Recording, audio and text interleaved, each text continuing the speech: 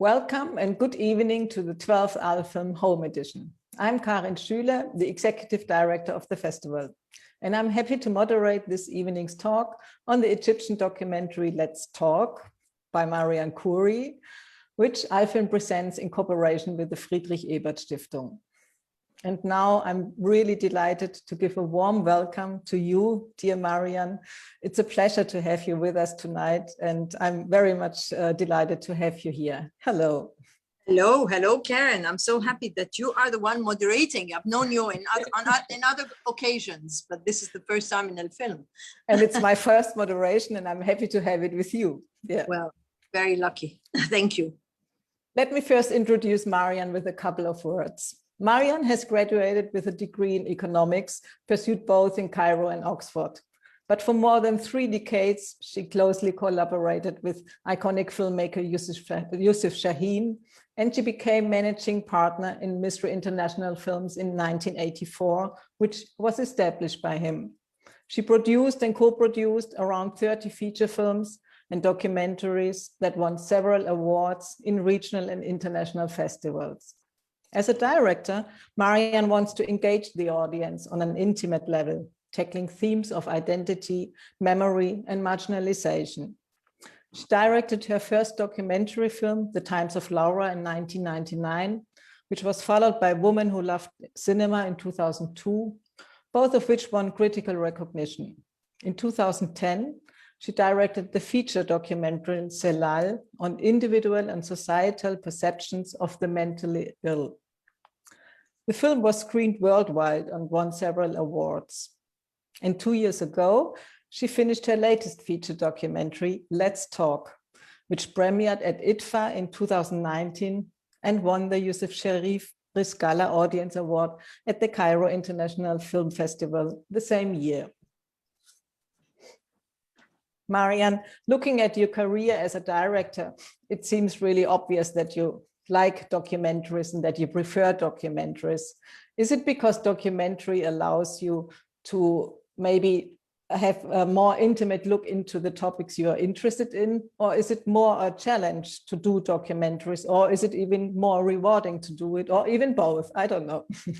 Yeah, I love this question. I think I started doing documentaries because actually I didn't learn cinema. You know, I had a degree in economics and political science, and I was always interested in development, in people's issues, in marginalized people, you know, this kind of interest or concerns. So documentary was a natural thing to do because I didn't need, you know, to know the tools of filmmaking except talking to people and getting close to people and getting inspired from what is real, from what is life, you know, around me. And this is how I first got into this, because also when I first joined cinema, I was working with a giant who was Youssef Chahine. And so he was a giant, and I was afraid of everything. I was afraid of him, even though I loved him very much. I was afraid of, you know, the cinema he was doing, because it was so well structured, so well done, so well thought of, you know, with all the decoupage and the technical. He was technically extremely, you know, he had learned professional, I guess, the techniques in the United States. So I was, you know, every film he was making, there was 150 sometimes people on set. So I was, you know, extremely intimidated with all this. And I would always say to myself, I have nothing to say, you know, and have all these people around. I was frightened to death. And I was also a very, very, very shy person, you know. So for me, documentary was more intimate, was, you know, just 3 people. I could be in control of anything I'm doing. I'm not going to cost, you know, the company a lot of money, because I was also managing partner. So I felt very responsible, you know. So I would say, oh my God, I mean, who I am, you know, to hire a crew and hire equipment and hire, you know, I knew what was the cost of every day of shoot, you know, for a fiction film.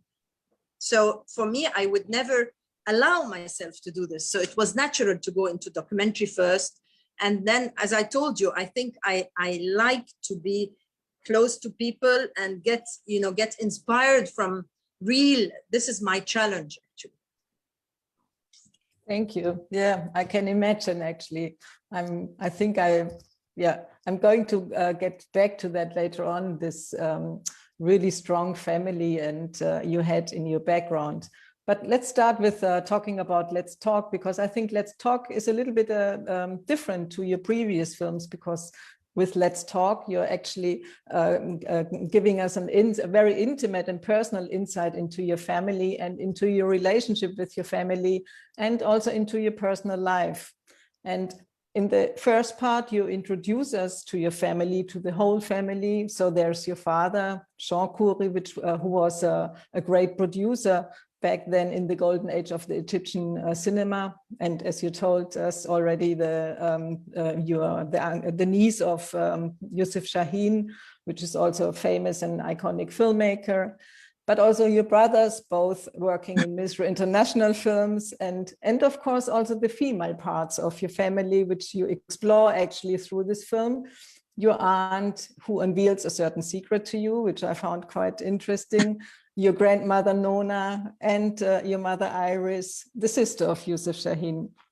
I actually would like to know, how was it to really to grow up in such a famous but also passionate film family, and how could you find your place in such a male-dominant environment as a woman? Yes, absolutely, absolutely. That, as I told you, I was my father being in the cinema business as well, but in a different context than Youssef Chahine. I mean, my father was a self-made man. He started a few years before Youssef Chahine, he was not really, it wasn't, for him, cinema was like any other job. He just got into cinema by pure coincidence because he worked with Fox. He had an uncle who was the lawyer of Fox, and then he had a nice handwriting, and they needed someone who speaks, I don't know, French or something. So he was hired, and then he built himself slowly. But he was extremely afraid that I would get into this industry, in this world, because he thought that actually they both wanted to protect me in somehow. My father thought, because he was very successful, and then he lost everything under Nasser's time, so he had to start all over again in Lebanon, and then he came here, and then he lost it again. And so for him it was very difficult. He thought it was easier for me to have a job in a world organization or something, and have a decent salary, and that's it. From my uncle's side, he knew I was good with figures, and that he decided that I would be the executive producer on that first co-production with France, which was Adieu Bonaparte, and I had no experience whatsoever, but he thought that I would be good at this, and I had the curiosity and the passion and all this, but he also wanted to protect me, and he didn't want me to get into the creative part of things. So it was a very difficult situation, to go into this. But I always felt I'm not only interested in figures, I'm not only interested in production, I want something more. I want something more. So that was not easy. It was not easy, not because of the male domineering or dominated society, but also because my family was in cinema, and this was a huge weight on me. It was a huge weight. It wasn't easy. Sometimes they tell you, it's easy. No, I don't think you can inherit that unless you go into it and you start developing what you like. And it's not something that you can inherit. It's very, very hard. When did you start actually to get this idea that you also want to do creative documentaries, or that you actually want to also go as a director, not continue as a producer? This was a long time, when I started, but the first 10 years I had no time to really execute this, or because I didn't have time to think about it because I worked as an executive producer with Yusuf Shaheen for 10 years. So I didn't have time to think even about anything. And then when I came back, because I left for a while, I had babies, and then I came back. And when I came back, I thought, no, I need a new challenge. You know, I'm not interested in this. I need a new challenge. And this is where I really wanted to explore this. And I explored this, as I said it before, with very small cameras, you know, when the digital world had started. So this helped me a bit, you know, it encouraged me to go to explore, actually, to give me this opportunity to explore. Did the men support you? The men of your family, No, did they support you, or did they just say, okay, let's go, let's let her play, so to say? Yeah, let her play. I used to do this on weekends, actually, and they used to call me on me. What are you doing? I said, oh my God, this is my weekend. You know, it's my holiday. No, they didn't really encourage me, as I told you, because they thought it was difficult, and then nobody can really encourage you. It has to come from inside. When you feel ready for it, you don't even care whether someone encourages you or not. It just gets out, you know, you get it out. But as long as you are afraid and intimidated and scared, you know, it's your personal fear that prevents you from doing this. Yeah. Not the outside world. What I liked very much in Let's Talk in the film is actually that there is a turning point, and this is when your daughter actually says, she flips the camera and she takes over filming you, and this is actually when we suddenly actually see you, yes, Marianne, and you really take us on your journey very close. We get very close to you.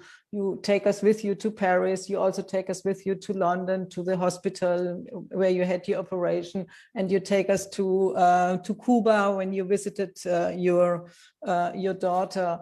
I would like to know who made this decision actually to flip. I mean, in the film it is her, but is it a common decision? Was it a mutual decision? And why? Maybe just elaborate a little bit on yes, what you take to make this turn. Yes, actually it wasn't intentional, but we were filming, Sarah and I. I mean, I wasn't really, this was not planned. You know, I had a lot of archives, you know, I've been collecting things for years and years and years. But when I had this conversation with Sarah, which was not planned, I said, oh, I have a film, you know? So I was doing a workshop in Dashur, and the coach said, the mentor, you know, he said, I told him, listen, I have to go to Paris for 3 days, but I'll come back, you know. He said, okay, go, but you have to do this homework. I said, okay. And I arrived in Paris, you know, and he sends me a message. Did you do the homework? Oh my God, he's really after me, this guy. And I arrive home and I find Sarah and we start talking. It wasn't intentional, you see, but she was prepared to talk. She was ready for it and I was ready for it. And this is why I was even filming with my phone, and I didn't have the right, you know, position. And it was a terrible phone, an old phone. I had no plan to do this. But when the conversation was so deep, you know, we continued. And we did not stop. And at one point she said, but why am I you are filming me, I should be filming you. So it was just very spontaneous on her part. And we continued to film like this. And I used it in the film as a very important, you know, when I thought I should use it, not before, because a lot of people told me, oh, we wanted to see you before, you know.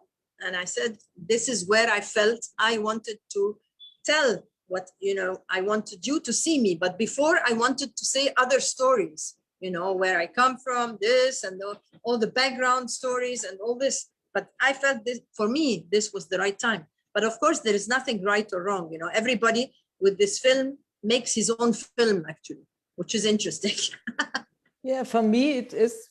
I felt it was a kind of a step of getting mature yourself. You know, you say, not goodbye, but you leave your family background behind you, and now you start to actually continue your own journey. And I like that very much. And I was very touched also by because it was you, you know, it was so personal. It was, you could feel even, yeah. So I like that very much. Yeah.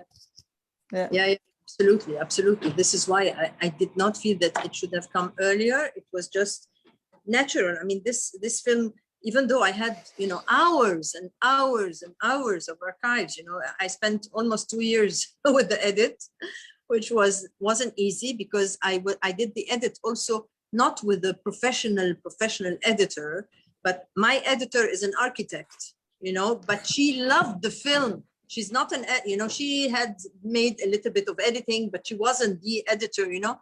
So when she was supposed to translate at the beginning, because my editor who did with me, Zilal, couldn't speak any French. And when we, you know, started looking at the archives, there were loads of archives in French, because we speak a little bit in the family, we mix languages. So I told her, listen, you have to find someone. So she found this, you know, woman who was a Francophone, but she's an architect. And when she came to see me the first time, she had tears in her eyes. I said, but why are you crying? You know, she said, I was very touched. I said, oh my God, you know, she came, I think she felt very much the film, you know, and this is why she was able, because it was very hard, you know, to stay in this room together for wasn't easy at all, because, you know, it's very, very tough, you know, tough decisions. You have to, with editing, you have to make decisions all the time. So we had all the film, you know, we had 100, I don't know how many hours of archives. And so we had the whole film on a board like this behind us, and with cards. And this is how we did the edit. And then we had some consultation with very, very, very professional editors. This is how we. When actually did you, I mean, you collected so much material which you already shot many years ago, and, you know, so this was a process, let's talk. But when did you make the decision? So this is now what the film I want to tell actually with Let's Talk. Yes, I think it's when I had this conversation with Sarah. Yeah. This was the time I said, I have a film. I am talking about my mother, you know, because I always say, it's a film about my mother and this, but it's much deeper than this, you know. It's, yes, the mother is there, but also the daughter is there and the grandmother is there. So there's, when you start collecting, you know, the material and looking into this, so we had a structure. We built the film like a fiction, actually, but instead of having actors, you have, you know, the real people. But the structure, it's very well structured, I think. I don't know, you know, no, I mean, the structure was very tight. It wasn't haphazard like this. We did it on paper, and then we did it on the, you know, on the edit. Yeah. And so you were always there with the editing process, yes. Or was there always. You didn't give it away? No. We tried, but it didn't work, you know, because editing is so complicated, and you have so many options.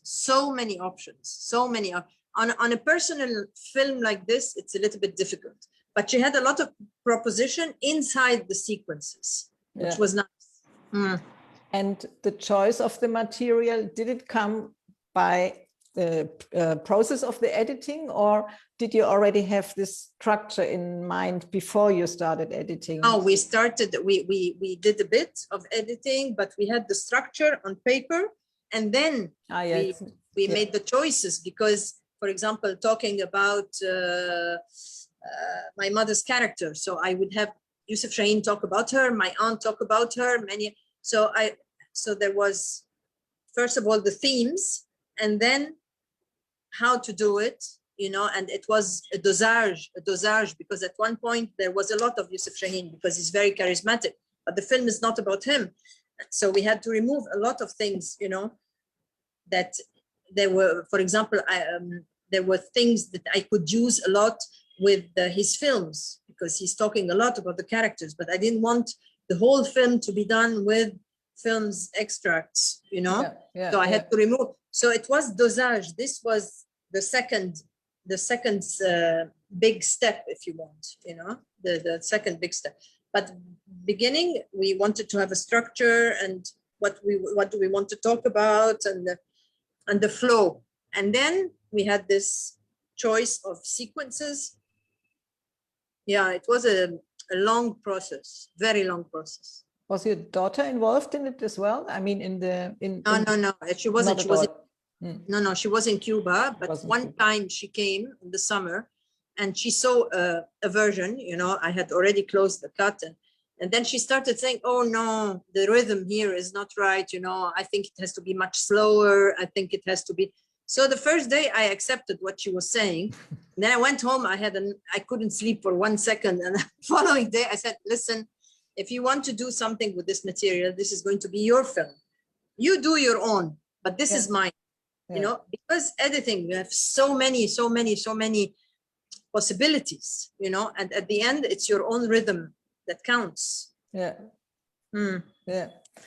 I actually would like to talk with you a little bit more about the relationship to your daughter, because she seems to be very, in the film, she seems to be even the motor for you maybe to do this film. Yeah. And at the same time, you also say us very often that she resembles a lot to your mother and even to your grandmother. Yeah. Yes. And what is actually different now between the relationship you had with your mother and with the relationship you have now with your daughter? Yes. With my mother, I mean, I was very close also to my mother, but we didn't speak. You know. She would understand lots of things. I was brought up really in a very free environment, you know, but we didn't speak about anything, nothing, you know. But with my daughter, we speak about everything. It's a completely different, you know, it's a very strong relationship where we have we can shout, we can discuss, we can have very strong arguments. You know, she can tell me, oh, I can't take it anymore. I am not going to stay here 1 second, you know, things like this. And then it's a very, very strong relationship. I think that my daughter, because she's done also cinema and she's a filmmaker. So she is doing, I mean, she just finished a film about her father now, for example, a long feature documentary about her father. And yeah, because she came after Corona and she had to do the graduation film and then she couldn't do it. So she was staying and she was filming and then she ended up with a film. So with my daughter, I'm telling you, we speak about everything. And with my mother, it was a completely different situation, even though, as I tell you, I mean, even my grandmother, I don't know if you noticed, there is a shot of my grandmother in the film during the wedding, the first wedding. I finished the sequence with this because my grandmother was there actually with her boyfriend, partner, whatever, you know, and they were dancing together. Yeah, And she was looking at me because my grandmother was amazing. I mean, with her, I mean, really, we don't talk about anything, but she gets it all, you know. And she used to be in Alexandria, so every time I was not well, I used to go and cry there. And so very close relationship, but there's no outspoken things with my mother or with my grandmother. But with my daughter, we speak out. Yeah. This, I actually, that was also very clear for me. I mean, even though you have the male parts who are very famous and are also maybe more visible, yeah. But it's actually the female parts in your family who have this strength of not being silent and using your voice. And I think I can see that definitely with you, and I also saw it with Sarah in the film, definitely. And she also has this strength. And I liked also the openness, how you were. I mean, in the end, in the film, she kind of, it's not accusing, but she states, but you left me alone as well, you know. Yeah.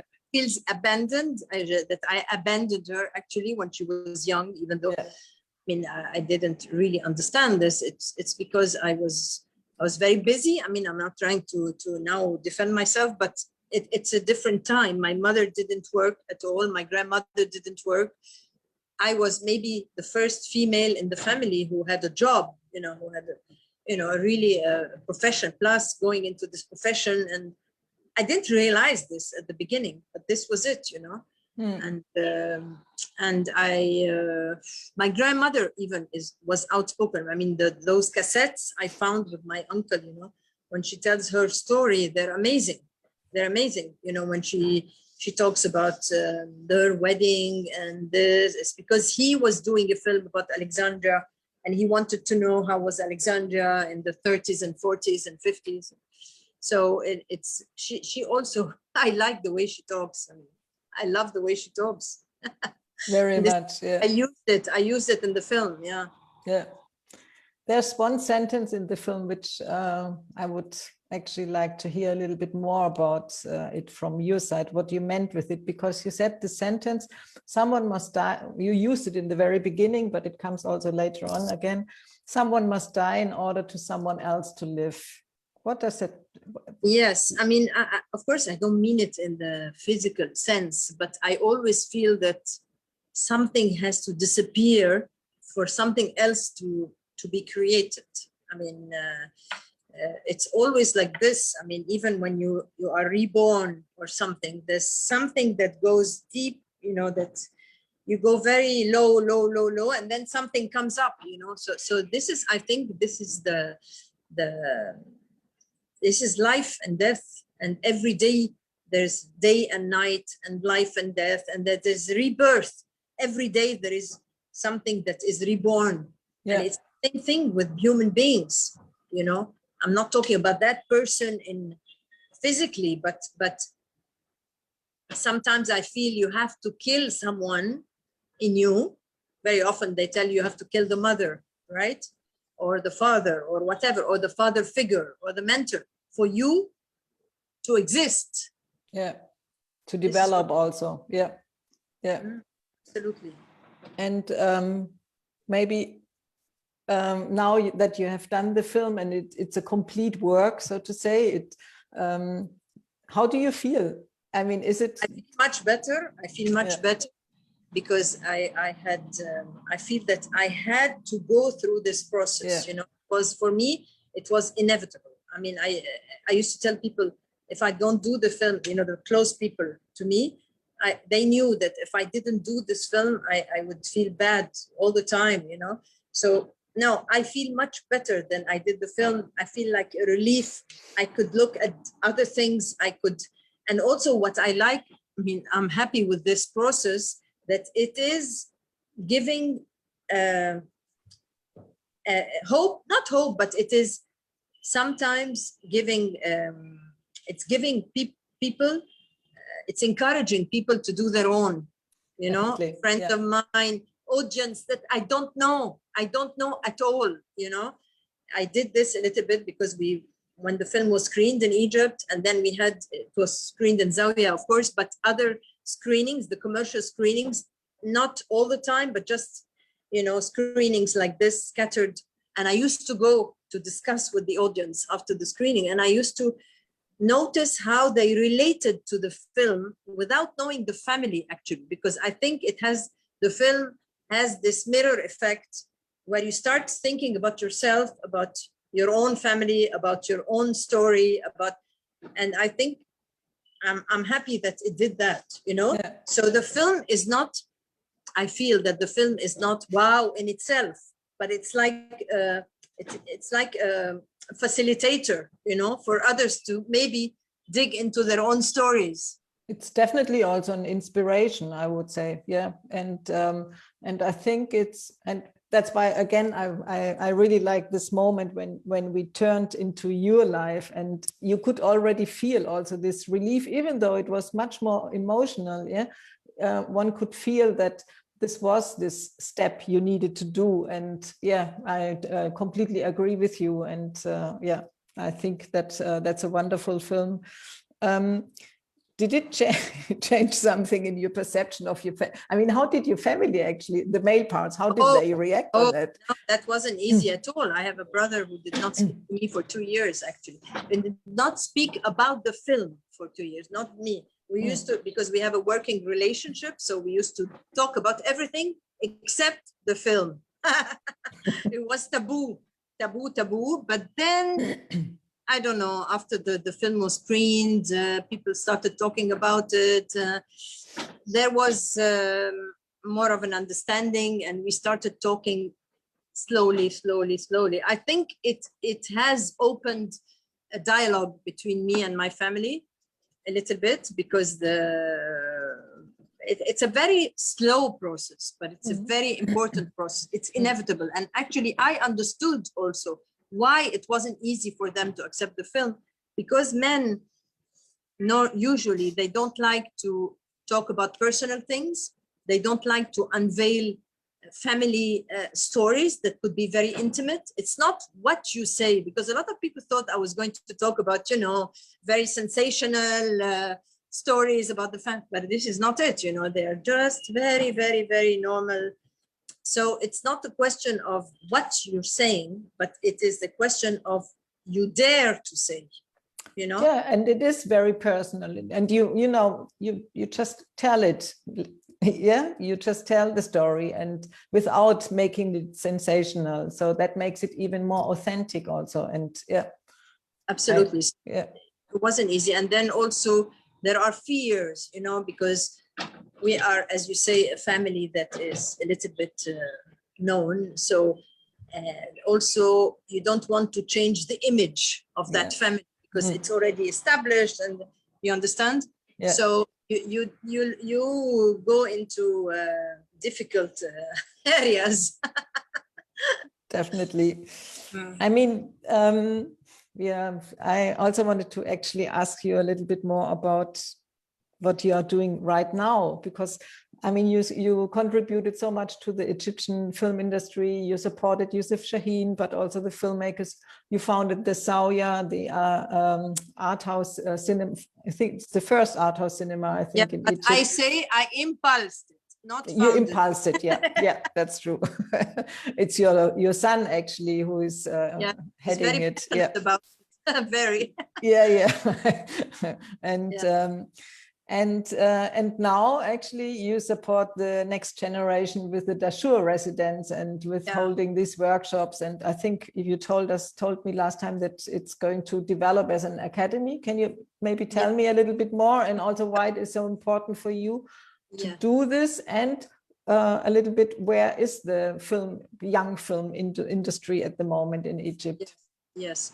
Actually, the Dashur residents started with you a little bit, right? When you started coming and you said, oh yeah, it's good.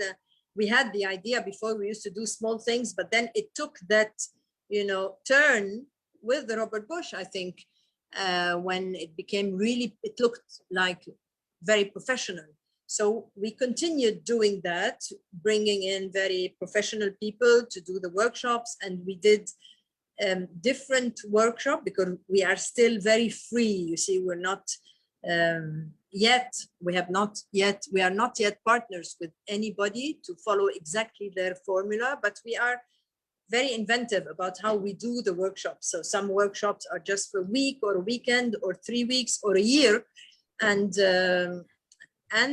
we noticed in a very organic way that a lot of people come back for different workshops, even though they are from the Cinema Institute in Egypt, but they come for the creative writing, then they come for the script writing workshop, and then they come for the documentary filmmaking workshop, you see. So we had this idea of maybe making things a little bit more structured. So at least we have a program a year, ahead, and not just saying after 2 weeks we have this workshop. This is what we've been doing for many years. And also how to participate in the industry.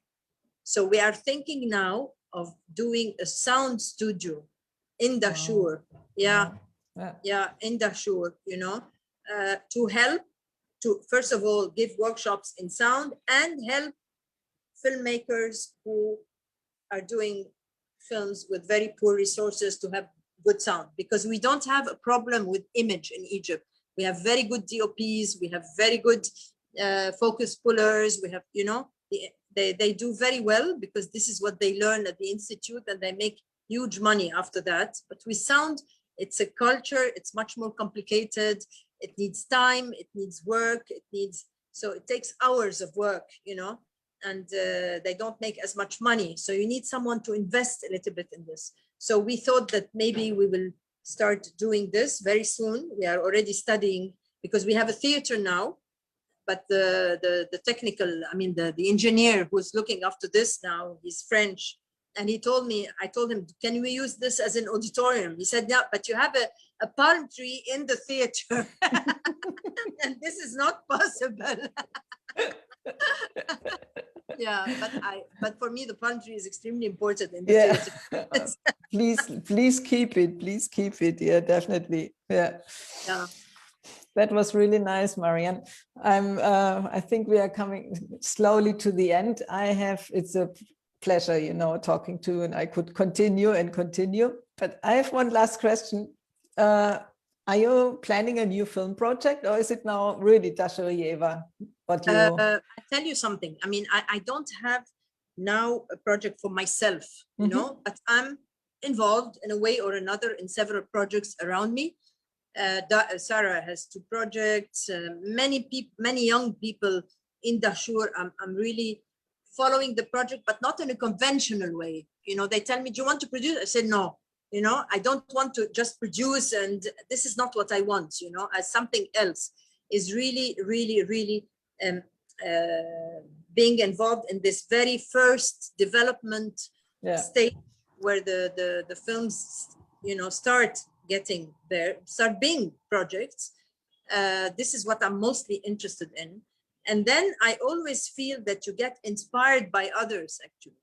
You know, I don't have something in particular now that I'm dying to do, because it must be an urge. It should be with me, it should be an urge. But I'm starting to feel things, you know, but I don't know how they will develop. But every workshop, we have a women's workshop, which is amazing. We're doing our 19th workshop next time. Wow. And I see how they have developed, you know, how this workshop has developed with our coach, and it's really amazing. So I don't know what I'm doing, but I feel there's something cooking. As it is usually with you. I mean, I know, you know, since so many years, and yes, I love this energy you have, really. This is great. And also, I'm very happy that you support this young generation, because they really need it, and especially in the development of films. Yeah, and yeah, I'm on your side, that I also like development of projects very much, and to accompany that. Thank you, Marianne. This was really nice, and yeah. Lovely. Thank you so much. Thank you. And thank you also, dear audience, with us, for being with us with this home edition. And of course, if you haven't seen Let's Talk, now it's the time to watch it. And you still can see it until the 30th of April on indiekino-club.de on our streaming platform. And also, a recommendation: today is the last day of The Man Who Sold His Skin. And we hope to see you tomorrow again, coming for the next film talk on All This Victory with Ahmad Hossein. Thank you and goodbye. Thank you.